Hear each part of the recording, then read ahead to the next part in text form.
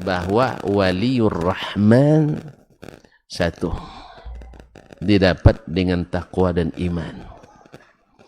Dua, istiqamah di atas syariat, mengikuti sunnah Nabi SAW, seperti kata Imam Asy-Syafi'i tadi. Yang ketiga, wali itu ada yang Allah beri karamah, ada yang tidak.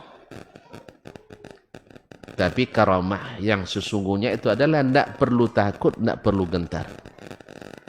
Kapan? Di dunia, bahkan di padang mahsyar.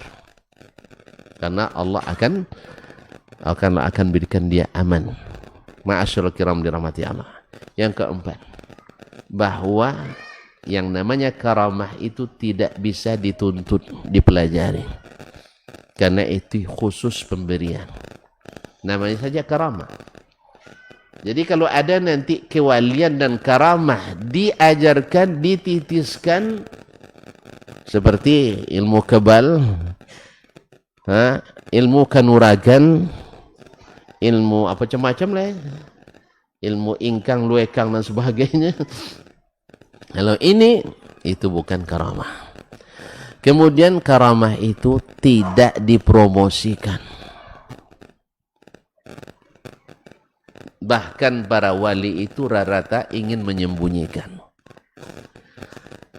Yang keenam, bahwasanya juga tidak bisa diwariskan. Kalau Nabi ada mukjizat, anak cucunya tidak mesti punya mukjizat.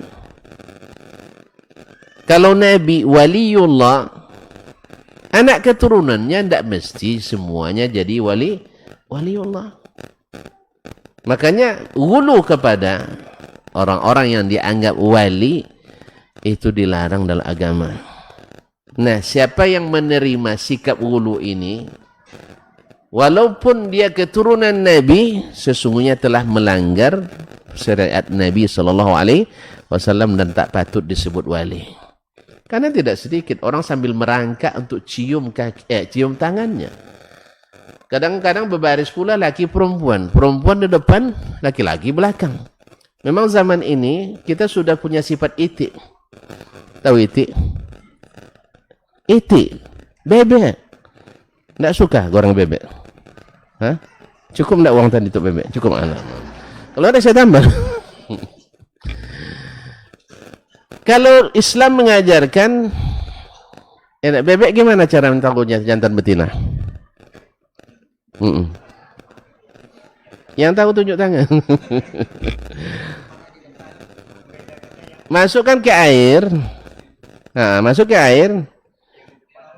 Yang di depan itu betina, yang belakang jantan. Kita hari ini sering begitu. Yang berjalan di depan perempuan, di belakang laki-laki. Padahal asalnya laki-laki di depan, perempuan di belakang. Makanya jangan salahkan kalau kita sekarang harus taat sama istri. Apa sebab itu yang dia pelajari? Sekolah semakin tinggi, dia semakin ke depan. Awak sekolah semakin tinggi, semakin ke belakang. Jelas? Rubah ya kebiasaan tuh. Jangan seperti itik lagi. Nanti kena goreng kita. Nah. Kalau berjalan, ada perempuan, lewati. Kita di depan.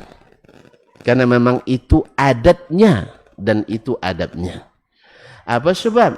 Laki-laki itu matanya banyak dosa.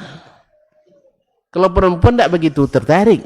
Tapi kalau laki-laki, subhanallah, lebih dari tertarik menengok perempuan. Dari muka belakang cantik nampak semuanya. Habis itu nunduk-nunduk pula merangkak nak cium tangan wali. Dia itu dibiarkan oleh walinya. Berarti ini bukan wali. Bukan wali.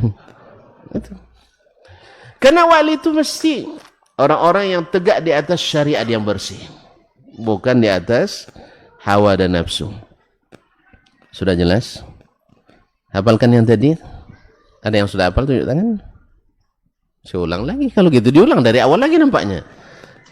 Bahwasanya wali itu adalah yang beriman dan bertakwa, yang istiqamah di atas syariat.